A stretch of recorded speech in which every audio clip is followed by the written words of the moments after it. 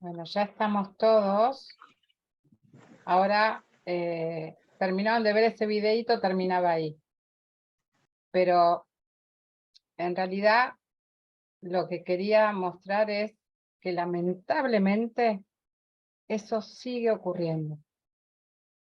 Entonces, nuestra tarea sigue siendo día a día para ver cómo ayudamos a nuestros chicos. Dice acá, levanten la manito a ver si hay docentes acá, en este grupo. ¿Hay docentes hola Sandra? ¿Hay docentes que tengan chicos con Tourette en el cole? ¿Hay alguien de los departamentos de orientación?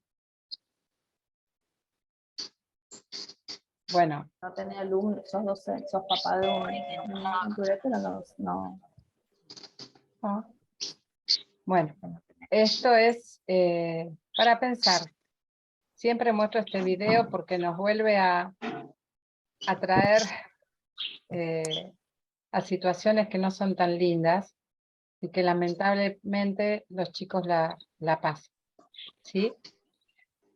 Ahora le voy a pasar estoy esperando, sigo agregando, para que pueda empezar Anto, y Anto nos cuente cómo como familias, como mamás, como papás, como escuela, podemos ver qué es lo que está pasando y cómo ayudarlos a ellos, a los que son docentes, a los que no son docentes, cuántos recursos tienen los profes y maestros y qué recursos tenemos los papás para ayudar.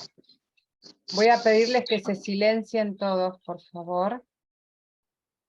Anto, cuando quieras. Dale, Andrés. ¿Me escuchas bien? Yo te escucho bien, todos se escuchan bien. Sí. Bien.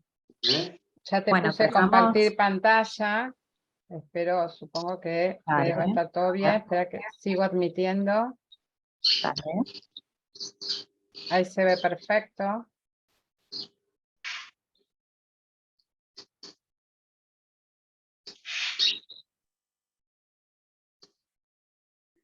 Se escucha perfecto, dicen. Buenísimo.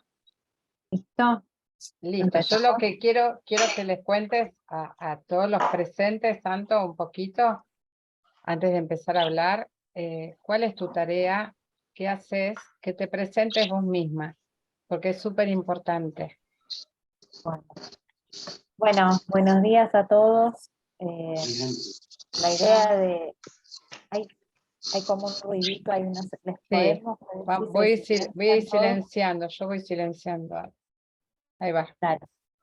Bueno, mi nombre es Antonella Rizzo, yo soy licenciada en psicopedagogía, me especializo en neurociencias, en neuropsicología, y yo trabajo hace muchos años con pacientes en el consultorio que tienen Tourette, y nuestro rol como psicopedagogos, además de lo que les voy a mostrar ahora, que hacemos los que somos especialistas en neurociencias, que es la evaluación cognitiva. Nuestra tarea, además de poder evaluar las funciones cognitivas de estos pacientes, que en muchas ocasiones se encuentran alteradas, el objetivo de un psicopedagogo es poder intervenir en el colegio, con las escuelas y con nuestro paciente, y con los compañeros, algo no menor, en todas las cuestiones que a estos niños se le presentan como desafíos dentro de la institución y fuera, ¿no? Porque a veces todo lo que implica lo escolar no termina solo en el cole.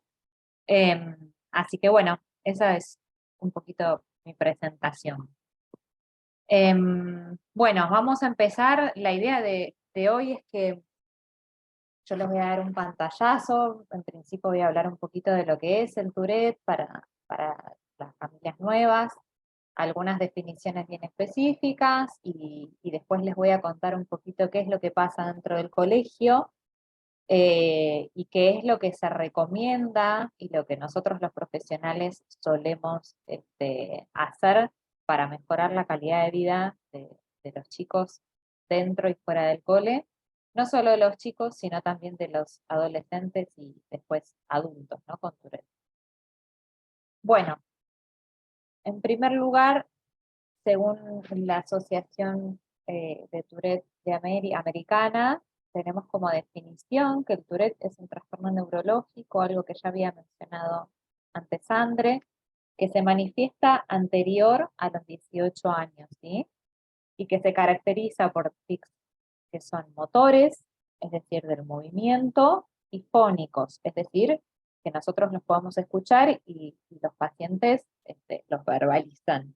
A eso nos referimos con la palabra fónicos. Lo aclaro porque a veces cuando uno habla de fónicos, los padres te preguntan, ¿qué es eso de fónicos? Y es eso, digamos, es el tic que sale digamos, de la boca y del oral de los pacientes. Y estos tics tienen que permanecer por lo menos durante un año, ¿sí? Para que nosotros podamos realizar el diagnóstico. Estos tics suelen ser frecuentes, ¿sí? No es que es un tic alguna vez y bueno, después desapareció. También suelen ser repetitivos, es decir, que se van repitiendo a lo largo del día, a lo largo de los días. Y también son rápidos, son cortos, ¿sí? Son, digamos, movimientos involuntarios que se caracterizan por este periodo cortito en la realización de este tic. Y por lo general, uno de los primeros síntomas suelen estar vinculados con todo lo que está relacionado con la parte facial, muecas, contracciones en la nariz, parpadeos. Según nosotros, los profesionales de la salud, manejamos acá está, el DSM-5, que es el Manual Diagnóstico y Estadístico de los Trastornos Mentales, que es un manual que, digamos, en donde todos los profesionales unificamos el lenguaje, y en donde podemos hablar todos el mismo idioma, ¿no? Entonces, cuando tenemos que clasificar o pensar en un diagnóstico específico en nuestro paciente, vamos a recurrir a este manual que se llama DSM-5. Y en este manual se especifican los síntomas que les comenté recién, y a veces ustedes van a ver que cuando hacen la consulta con algún profesional, neurólogo, psiquiatra, psicólogo, psicopedagogo, van a ver muchas veces el nombre del DSM-5, porque en él están descritos todos los síntomas de los trastornos, entre ellos el Tourette. Y acá repito un poquito más de lo que les comentaba recién, ¿sí? Que hay cuestiones significativas para poder diagnosticarlo, que es esto, la presencia de los tics, la permanencia de por lo menos un año, la aparición anterior a los 18 años, y también que son, digamos, movimientos involuntarios que no se asocian con ninguna otra patología médica o afección médica, ¿sí? Bien, entonces, cuando ustedes como familia empiezan este recorrido, como comentaba antes Andre, bueno, empezar a saber qué es lo que le pasa a mi hijo. Yo empiezo a escuchar que tiene estos movimientos, en el colegio empiezan a llamar la atención, y nosotros empezamos a establecer una serie de pasos en donde, que es el famoso recorrido que van haciendo las familias, en donde lo que uno recomienda en primer lugar es consultar con un profesional. Por lo general ese profesional suele ser neurólogo o suele ser psiquiatra y posteriormente psicólogo y en algunos casos psicopedagogo. Entonces, cuando nosotros pensamos en las consultas a estos profesionales, hay una variación de profesionales, pero en primer lugar lo que uno recomienda es, como en este escalón, pediatra, neurólogo, psiquiatra, médico, y después en la intervención aparecerán los psicólogos, los psicopedagogos, los terapistas ocupacionales, ¿sí? En lo que compete a la parte del aprendizaje y a la intervención en psicopedagogía, nosotros, los profesionales, realizamos lo que llamamos una evaluación neuropsicopedagógica, en donde nosotros establecemos un perfil cognitivo de estos pacientes. ¿Y para qué sirve esta evaluación neuropsicopedagógica? Sirve para establecer lo que nosotros llamamos diagnósticos diferenciales, es decir, no decir que todo es lo mismo, y también poder establecer un perfil específico de nuestro paciente, porque por lo general, como antes mostraba André en el iceberg, el Tourette no viene solo. El Tourette, por lo general, lo que más se ve son los tics, pero también trae aparejadas dificultades cognitivas y conductuales que están vinculadas en muchos casos con alteraciones en el aprendizaje o dificultades en el aprendizaje. Entonces, cuando ustedes llegan con esta pregunta del diagnóstico, una de las recomendaciones que uno hace es que puedan hacer, además de la evaluación neurológica, psiquiátrica y psicológica, la neuropsicopedagógica, que es una evaluación que se diferencia del psicodiagnóstico. Yo acá les voy a nombrar como términos muy específicos, pero es necesario que ustedes lo sepan, porque a veces llegan a los profesionales y los profesionales les mandan a hacer 25.000 evaluaciones, y no es todo lo mismo, y no es todo necesario y urgente. A veces los médicos mandan por protocolo, bueno, se consulta con fonoaudióloga, con psicólogo, con con este. Y bueno, hay que establecer prioridades. Eh, y también está bueno que ustedes sepan de qué se trata cada cosa, de qué se trata cada evaluación. El psicodiagnóstico, por lo general, es realizado por un psicólogo, que es una de las cosas que más se recomienda en la intervención en Tourette. Después está la evaluación psicopedagógica, en donde la evaluación psicopedagógica únicamente evalúa los procesos de aprendizaje de los pacientes, es decir, cómo lee, cómo escribe, cómo comprende, cómo presta, bueno, la parte cognitiva y demás, a veces se deja de lado, pero la psicopedagógica solamente se limita a las cuestiones vinculadas a netamente el aprendizaje. Y por último, la evaluación neurocognitiva es una evaluación donde, como contrapuesto a lo psicopedagógico únicamente, solamente evalúa funciones cognitivas, es decir, la atención, la memoria, las funciones ejecutivas, pero deja de lado procesos de aprendizaje.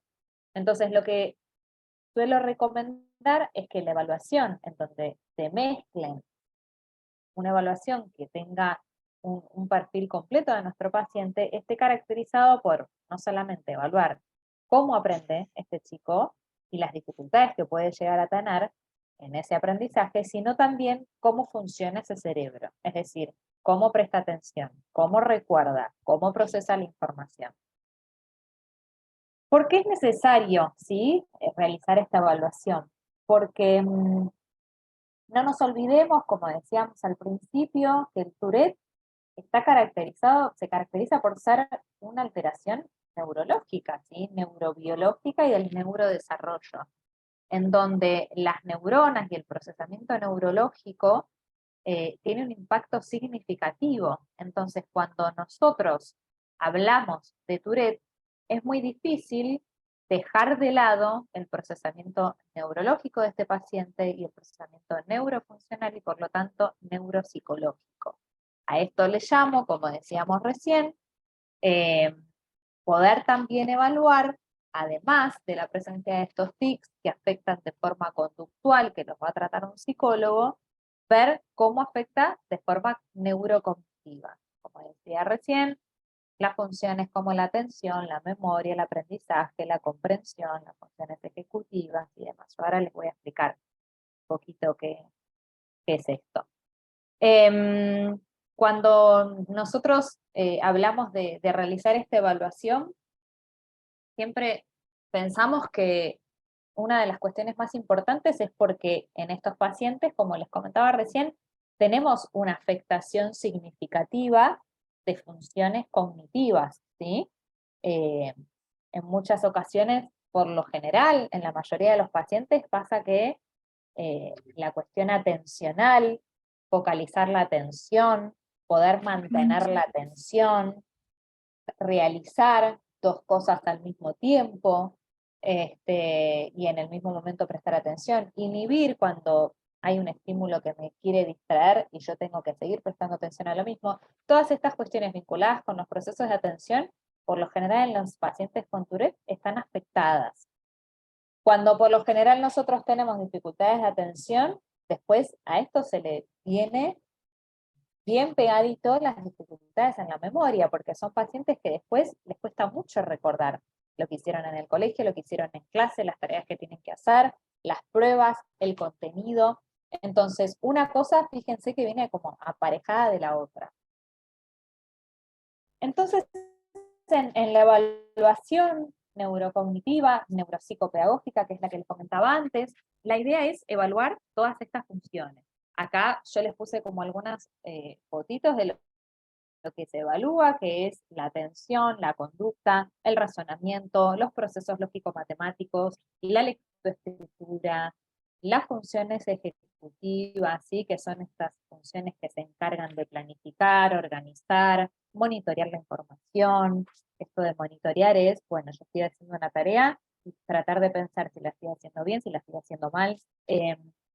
Entonces, cuando nosotros presentamos, cuando nosotros tenemos un paciente con Tourette, las dificultades que empiezan a aparecer, que nosotros les llamamos comorbilidades, y es decir, estas dificultades que vienen aparejadas al diagnóstico de base que es el Tourette, aparece el trastorno por déficit de atención, aparecen los trastornos del aprendizaje, como la dislexia, la disgrafia, la discalculia. La dislexia es el trastorno específico de la lectoescritura, la disgrafia es el trastorno específico de la escritura, la discalculia es el trastorno específico de las matemáticas, la disfunción ejecutiva, esto de las alteraciones en las funciones ejecutivas que les decía antes, estas dificultades en planificar, organizar y demás, dificultades en procesar la información, ¿sí? En la comprensión de la información, poder entender lo que yo estoy procesando, dificultades en las habilidades sociales, una de las cosas que recién mostraba André en estos videos, ¿no? Las cuestiones que pasan adentro del colegio y fuera del cole con los niños de la misma edad. Todo lo que es la hipersensibilidad sensorial, sobre todo la auditiva, ¿sí? Y los trastornos específicos del comportamiento vinculados a trastornos de ansiedad, trastorno obsesivo compulsivo. Entonces, cuando ustedes llegan a la evaluación neuropsicopedagógica, yo acá les quiero hacer como un pantallazo de qué se trata, porque realmente a veces los profesionales manejamos palabras muy técnicas y es difícil que ustedes como papás o docentes también sepan, bueno, me mandan a hacer una evaluación neuropsicopedagógica, la verdad no tengo ni idea qué es.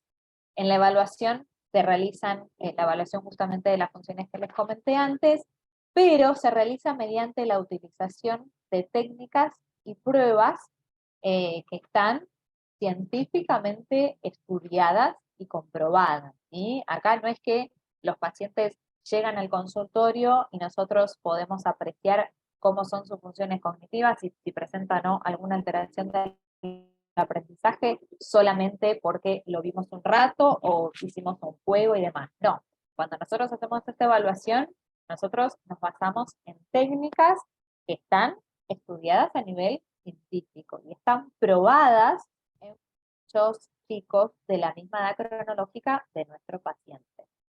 Acá, por ejemplo, una de las pruebas que más se utilizan se llama WIT5, que es una técnica específica que evalúa el coeficiente intelectual. Después les voy a hablar un poquito de qué pasa con el Tourette y el coeficiente intelectual.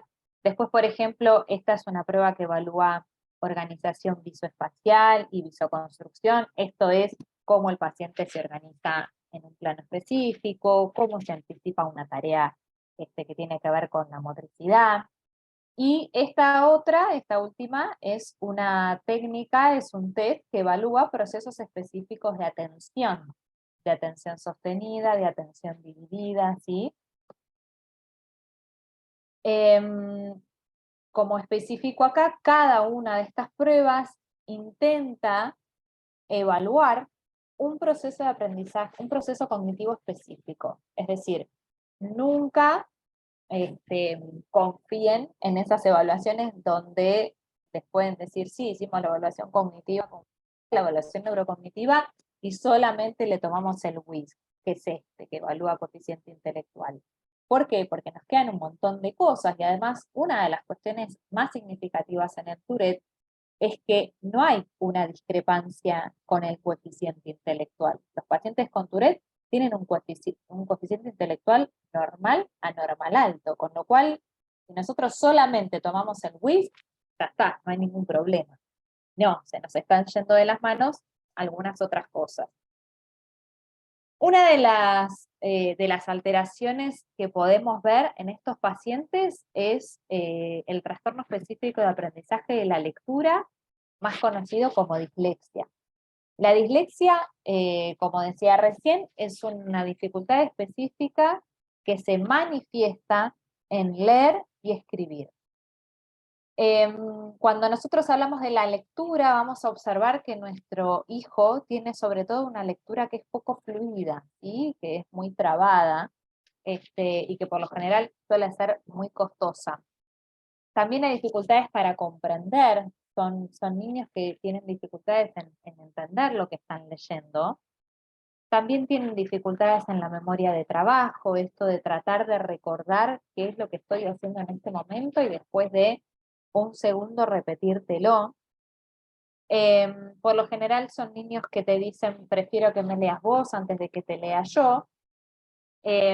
Y también en la escritura y también en la lectura vamos a observar que quizás omiten letras, omiten sonidos en las palabras, y sustituyen letras por otras.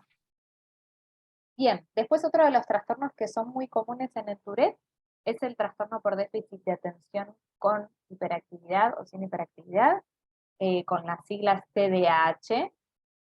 Este trastorno por déficit de atención se caracteriza principalmente por una alteración, como les decía antes, en las funciones ejecutivas.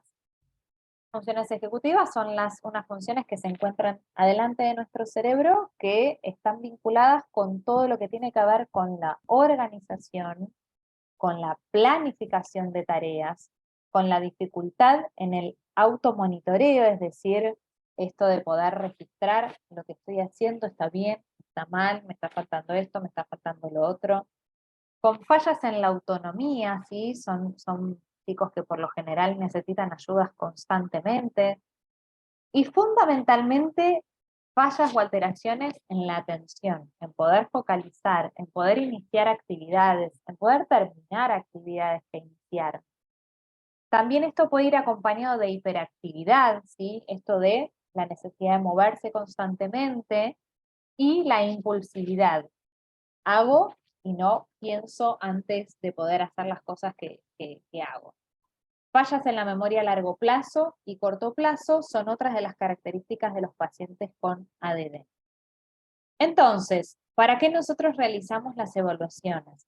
Las realizamos para definir un diagnóstico, ¿sí? Un diagnóstico preciso y certero de Tourette viene acompañado de una evaluación interdisciplinaria. No únicamente un neurólogo, no únicamente un psiquiatra, no únicamente un psicólogo, no únicamente un psicopedagogo, sino un equipo de profesionales en donde todas las miradas intervengan y donde la evaluación del paciente sea integral, porque si nosotros solamente nos guiamos por lo que nos dice un profesional, y además nos pasa muchísimo que los profesionales no sepan de usted, quizás hasta pasa de largo.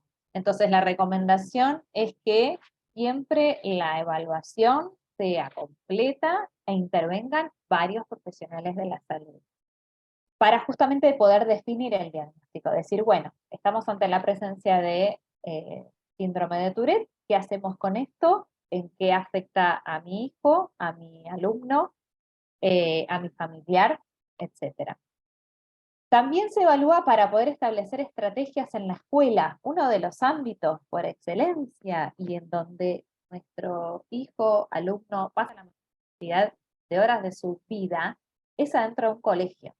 En el jardín, en la primaria, en la secundaria, en los posteriores estudios universitarios o en el trabajo, es decir, afuera de casa, en donde quizás no haya tanta comprensión como mi mamá, como mi papá, como mi tía, como mis abuelos, sino que el colegio realmente tiene que poder estar ayudado y tener estrategias que puedan colaborar con la intervención y con el éxito de nuestro paciente.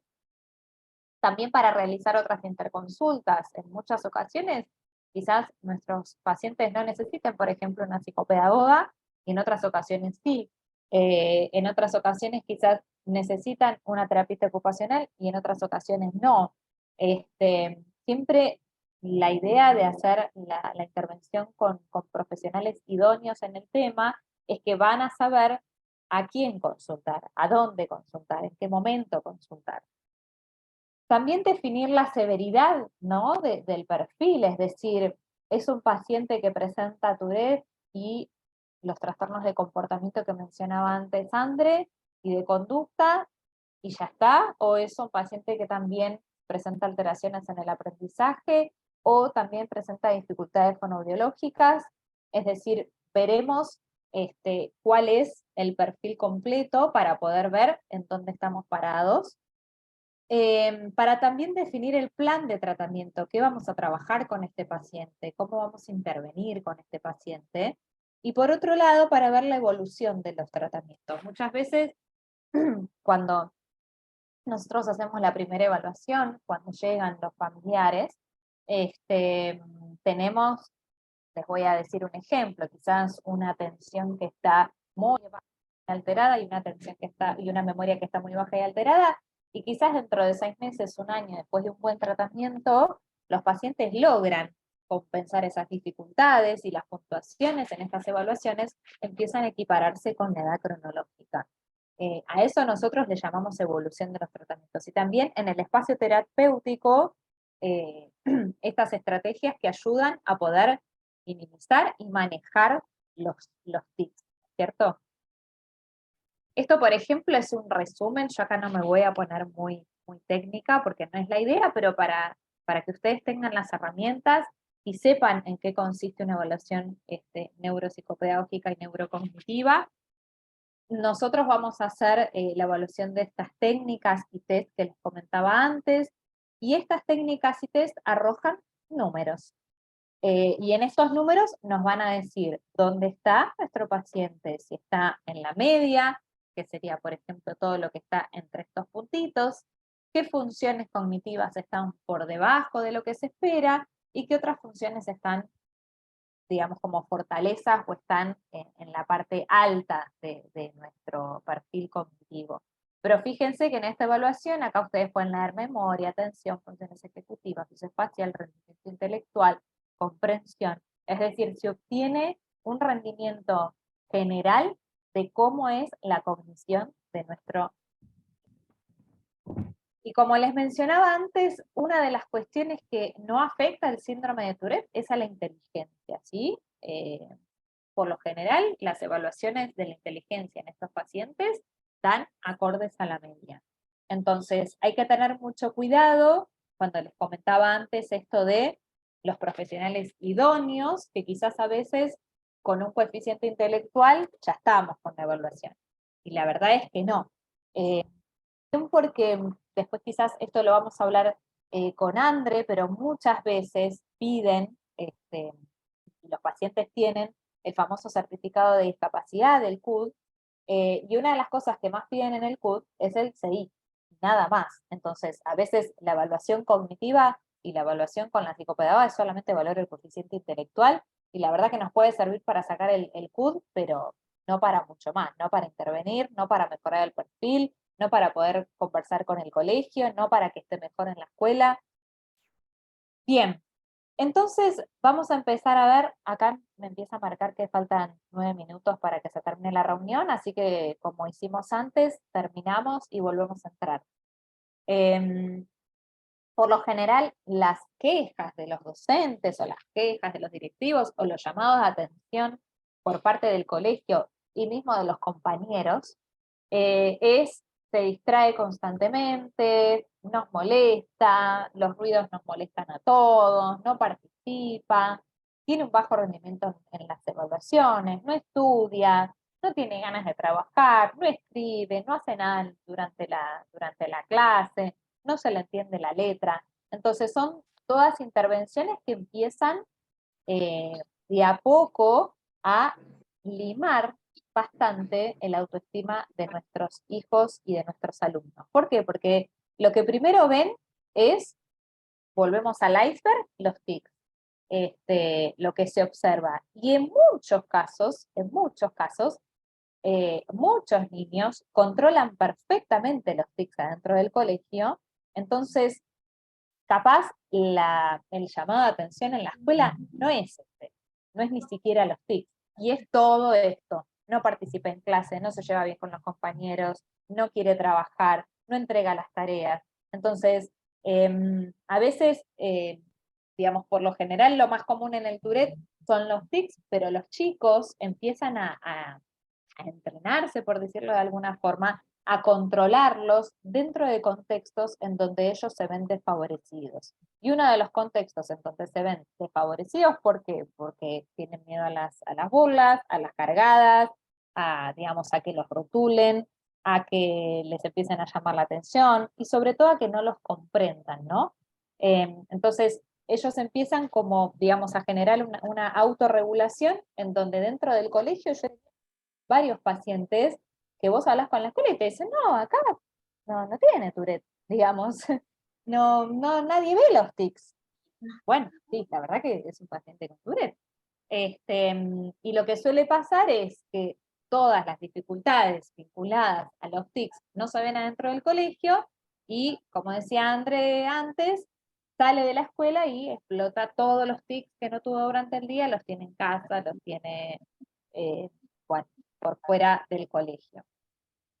Entonces, una de las cuestiones más importantes a tener en cuenta es que los síntomas de los chicos con Tourette tiene un impacto significativo en el rendimiento escolar, no solamente por los tics, sino por todo lo que trae aparejado, ¿sí? Las cuestiones conductuales, las cuestiones emocionales, las cuestiones psicológicas y también el impacto en el aprendizaje. Por lo general son niños a los que la parte estudio-escuela les resulta bastante difícil.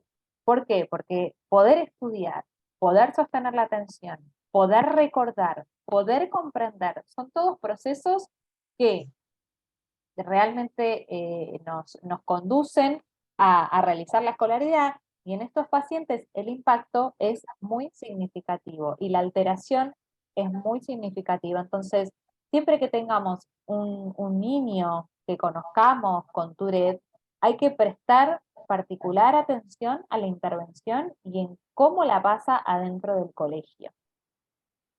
Los tics pueden traer aparejados, como le decíamos recién, dificultades en la lectura, en la escritura, en prestar atención, y como les había mencionado antes, acá vamos a repasar un poco las siglas, porque a veces no son tan, digamos, comunes para los que no son profesionales. El TOC, que es el trastorno obsesivo compulsivo, el TDAH, que es el trastorno por déficit de atención y hiperactividad, el TAP, que es el trastorno específico del aprendizaje, los trastornos del estado de ánimo, entre otros. Entonces, cuando nosotros, digamos, empezamos a trabajar con nuestros pacientes, uno de los conceptos más importantes que usamos es el concepto de psicoeducación. ¿A qué llamamos nosotros psicoeducación? A educar justamente a todos los actores en esta vida de este niño, a poder brindarles información específica, científica y actualizada sobre el trastorno, sobre el síndrome de Tourette. Y cuando hablamos de psicoeducación, no hay que olvidarse y no hay que pensar solamente en los familiares, que por lo general son los que llegan a la consulta y son los que mayor información tienen. También hay que pensar en las personas con las que pasan la mayor cantidad de las horas del día, porque muchas veces los padres trabajan todo el día y quizás lo va a buscar la abuela, la tía, acompañante. Entonces, la psicoeducación involucra poder brindar información a las familias, a los docentes, a los directivos del colegio y sobre todo también a los mismos compañeros adentro del aula, ¿sí? Para evitar justamente lo que veíamos en los videos, esto de las cargadas, del señalamiento, del me molestan sus ruidos, no lo soporto, que me ha pasado muchas veces cuando hablo con compañeros de pacientes con Tourette, que es esto, ¿no? El ruido es insoportable, y bueno, cuando uno psicoeduca a todas estas personas que les acabo de decir recién, la mirada empieza a ser otra, empieza a ser una mirada un poquito más comprensiva, un poco más empática, y deja de ser tan criticado y tan juzgado nuestro paciente. Como les decía recién, estos son los actores que nosotros vamos a prestar particular atención para poder brindarles información. El niño principalmente. Es decir, nuestro paciente. Siempre a veces los papás te preguntan, ¿pero qué hago? ¿Le digo que tiene Tourette? ¿Le digo el nombre así específico y el apellido y el síndrome de Tourette? Y sí, la verdad es que lo mejor es que nuestros chicos sepan qué es lo que tienen, sepan qué es lo que les pasa, porque eso les va a dar herramientas para poder manejar mejor los tics y manejar mejor las situaciones en las que ellos están expuestos constantemente en su vida cotidiana. Y mismo, después de que ellos saben y empiezan a entender un poquito qué es lo que les pasa, me ha pasado a muchos pacientes que ellos empiezan a explicarles a los demás, mira, tengo Tourette, y bueno, me salen estos ruidos, y me pasa esto, y a veces me puede pasar lo otro, y eso ayuda a conformar su autoestima y su seguridad, y también a tener un mejor vínculo con los demás. Entonces, la psicoeducación, digamos, para mí es el más importante, es el niño, el paciente, ¿sí?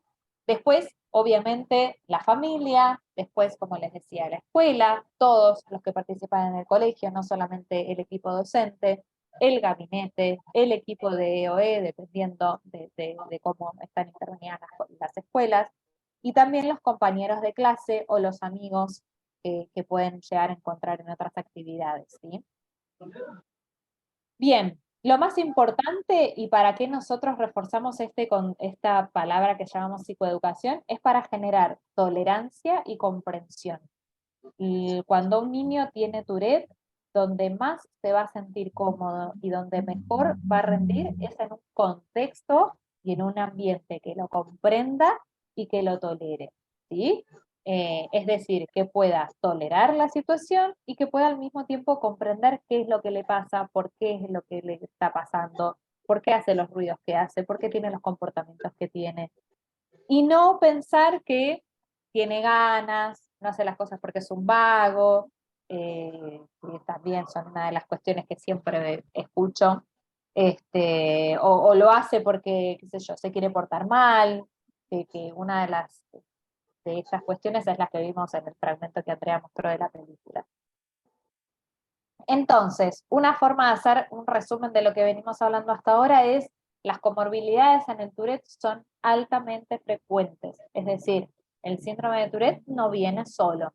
Vamos a ver de otras cuestiones, es decir, no vamos a ver solo los tics, vamos a ver trastornos de la conducta, del comportamiento, cognitivos, del aprendizaje, ¿sí? Conductuales, sociales, etc. Otra de las cuestiones importantes a tener en cuenta es poder vincularnos y tratarnos con profesionales idóneos y que estén capacitados y